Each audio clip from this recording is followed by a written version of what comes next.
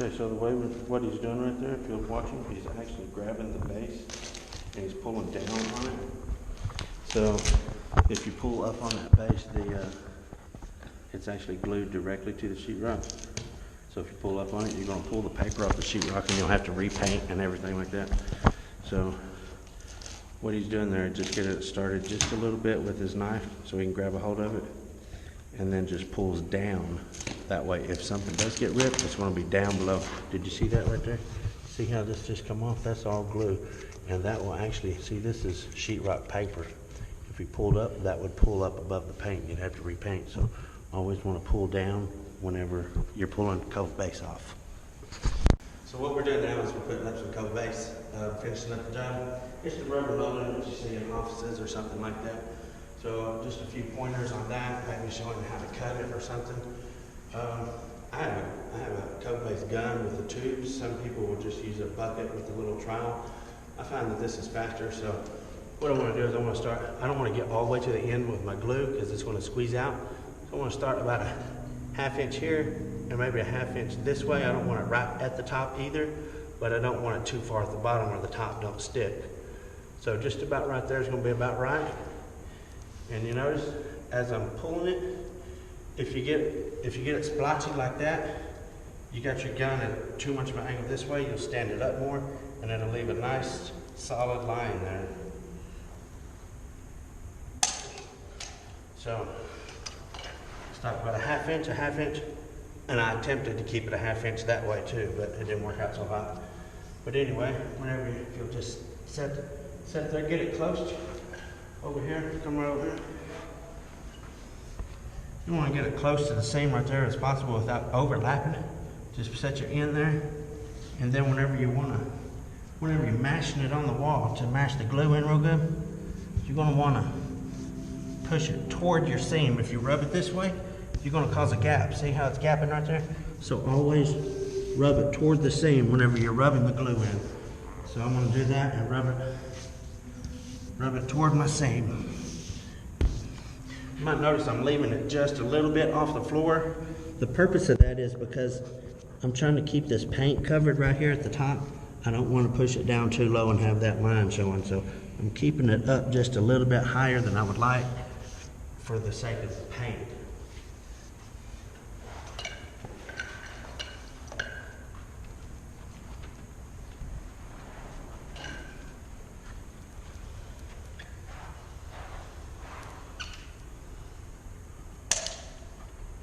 Always remember to push your release button whenever you're done squeezing that. You'll have a mess if not.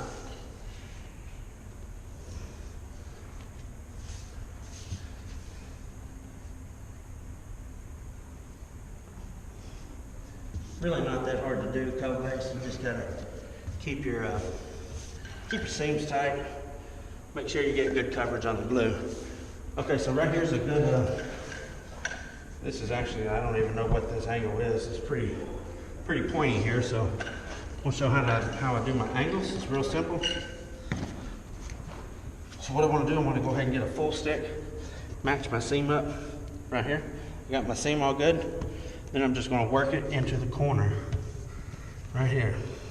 Get that all. I want to make sure this is all flat and the seam is still good before I make my mark. So what I'm going to try to do, I'm going to get my knife point right and try to get it right dead in the corner and on the back is what I want to do, about right there. There we go. That way I can see just a little nick right there in the top. So what I want to do is lay it down flat. Let me find my mark. Right here's my mark. So I'm just going to come straight. Now that is important. You do need to have it straight. If not, it's not going to fit in your corner nicely. Once you got just a little score, I didn't cut all the way through. I just put a weak spot. So see that? So that way when it bends, it'll make a nice straight bend. And I didn't cut all the way through.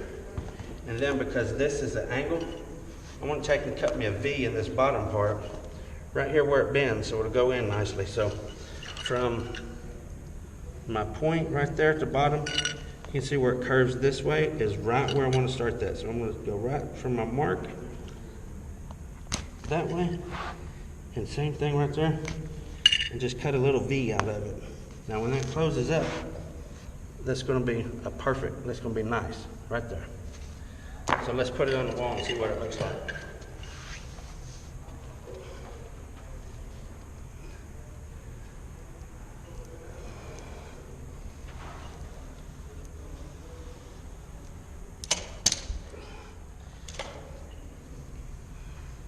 So when you're doing corners,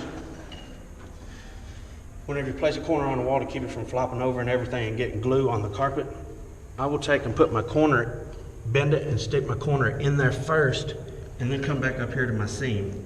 That way everything is stuck. Everything's up and out of the way. Okay. So there we go. We got a nice little corner there. Everything looks nice. The corner's nice and straight down.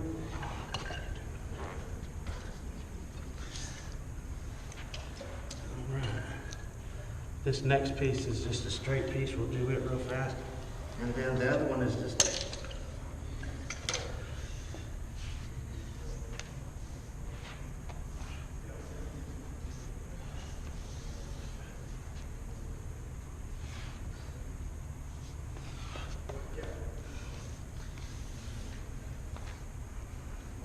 so that was the inside corner. I don't actually have any outside corners on this room.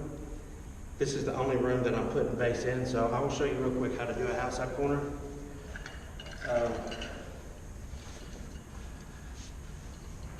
Anyway, I would put it right on the wall.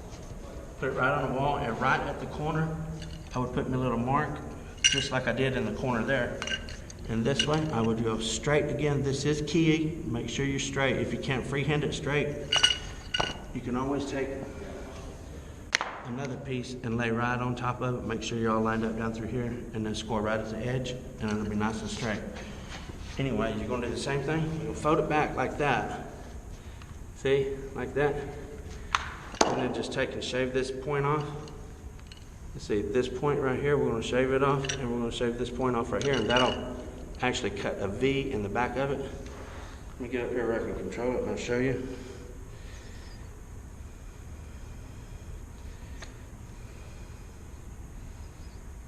You gotta be careful not to cut all the way through is the main thing on these.